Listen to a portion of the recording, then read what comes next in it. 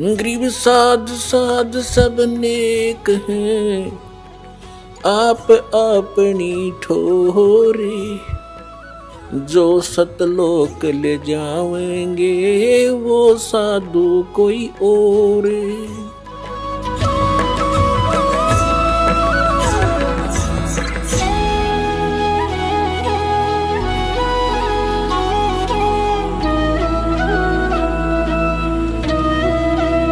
गुरु जी तुम ना भूलियो, चाहे लाख लोग मिल जाही,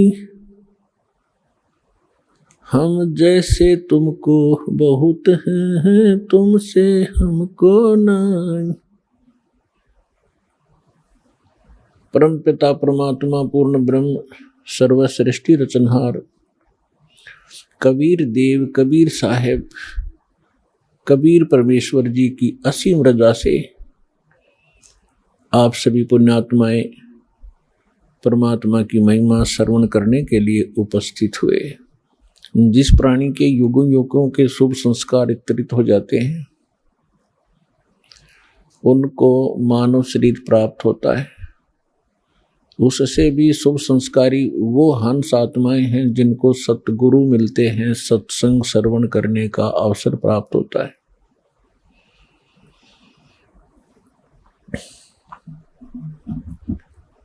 पुण्यात्माओं, आज तक हमें परमात्मा की ABC का भी ज्ञान नहीं था।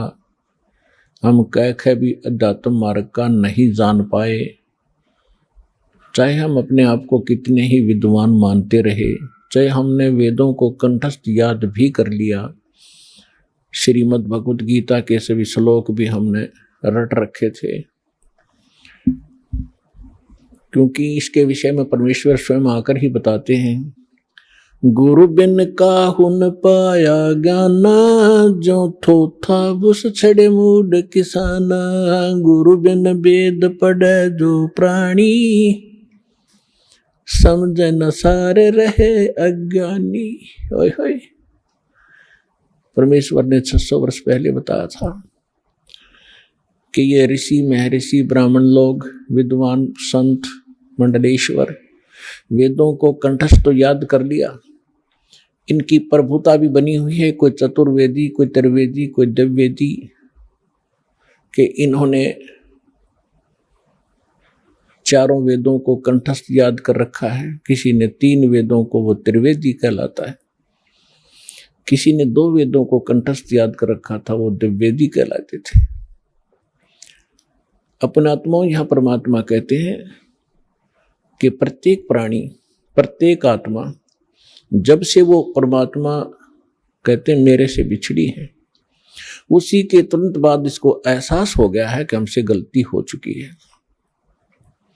और हमारी कोई अनमोल वस्तु हमसे छीनी जा चुकी है और उसके बगैर हम रह नहीं सकते, उसके बगैर हम सुखी नहीं हो सकते। उसको अब हम परमात्मा कहते हैं। तो जिस कारण से इस आत्मा ने उस वस्तु को पाने के लिए एक भरसक प्रयत्न किया और अभी तक वो सशक्त प्रयत्न जारी है।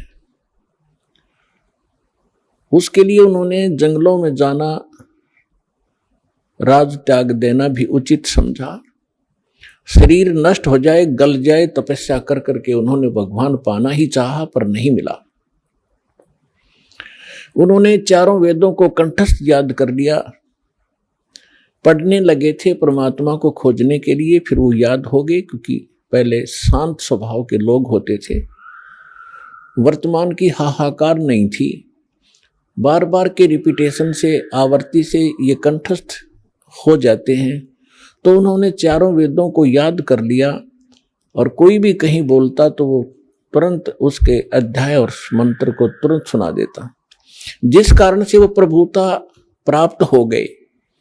और जब प्राणी को प्रभुता प्राप्त हो जाती है, परमात्मा से कोसों दूर हो जाता है, क्योंकि जीव साहब नहीं हो सकता, परमात्मा ही साहब है। अब आप देखते हो हम कितने अज्ञानी हो गए।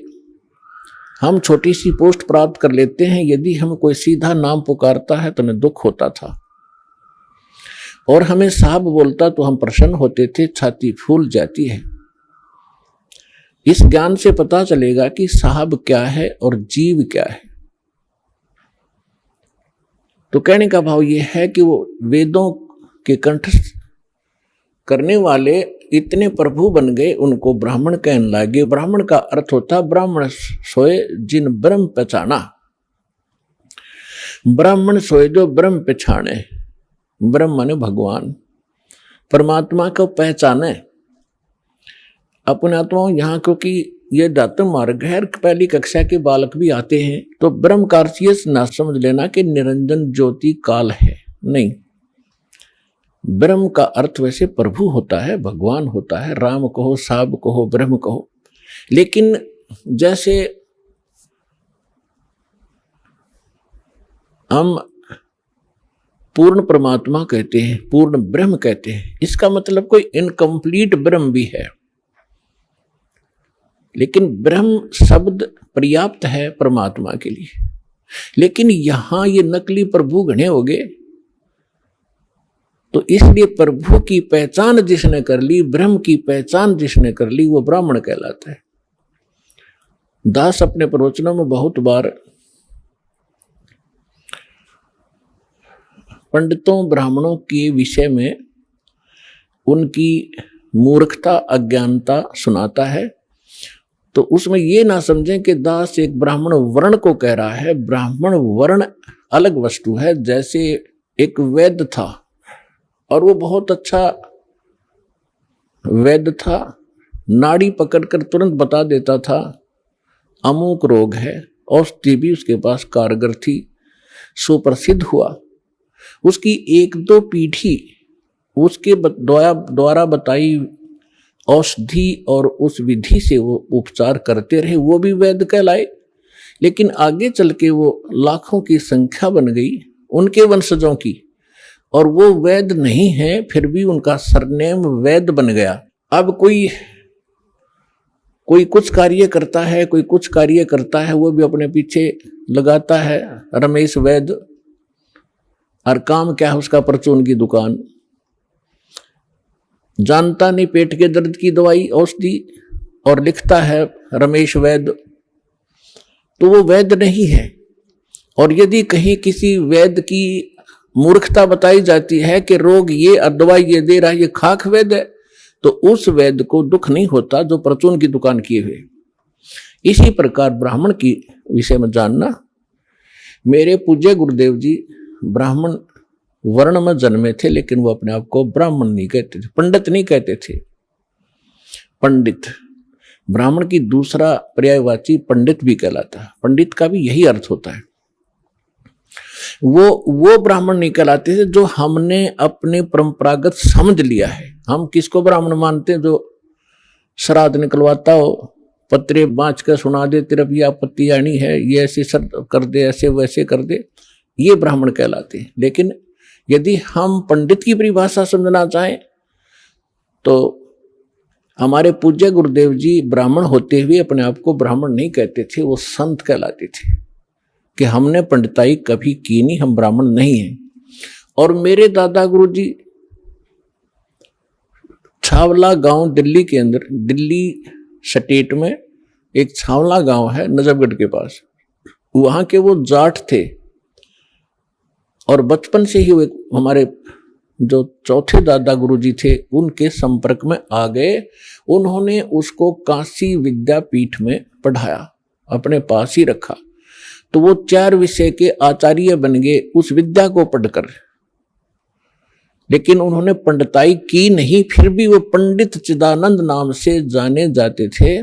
और उनका आश्रम बना हुआ है जिला सोनीपत हरियाणा, तहसील खरखोदा के पास एक गोपालपुर गांव है छोटा सा, उसमें उनका आश्रम बना हुआ है। दास उसको बहुत बार देख कर आया है, उस पर लिखा है पंडित चिदानंद आश्रम, जबकि वो वर्ण में जाट थे। तो हमने सबसे पहले ये देखना है कि इन चीजों का हमने इनसे ऊपर उठना है, जातिवाद से। हमारी क्या जाति है? जीव हमारी जाति है।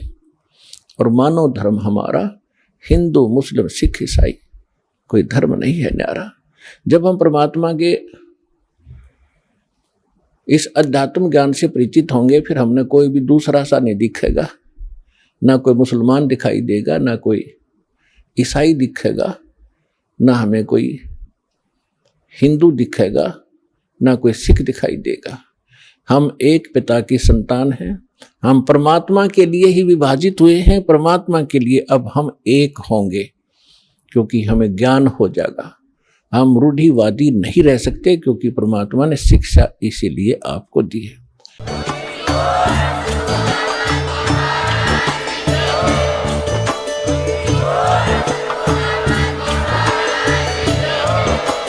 आप सुन रहे थे जगत गुरु तत्वदर्शी संत रामपाल जी महाराज जी के मंगल प्रवचन। अधिक जानकारी के लिए विजिट कीजिए हमारी वेबसाइट www.jagatgururampalji.org। संत रामपाल जी महाराज जी के शुभ आशीर्वाद से पूरे विश्व भर में 500 से भी ज्यादा नाम दीक्षा केंद्र हैं, जिन पर संत रामपाल जी महाराज जी द्वारा ऑनलाइन निशुल्क नाम दीक्षा दी जा रही है। अपने नजदीकी नाम दीक्षा केंद्र का पता करने के लिए संपर्क करें 8222880541।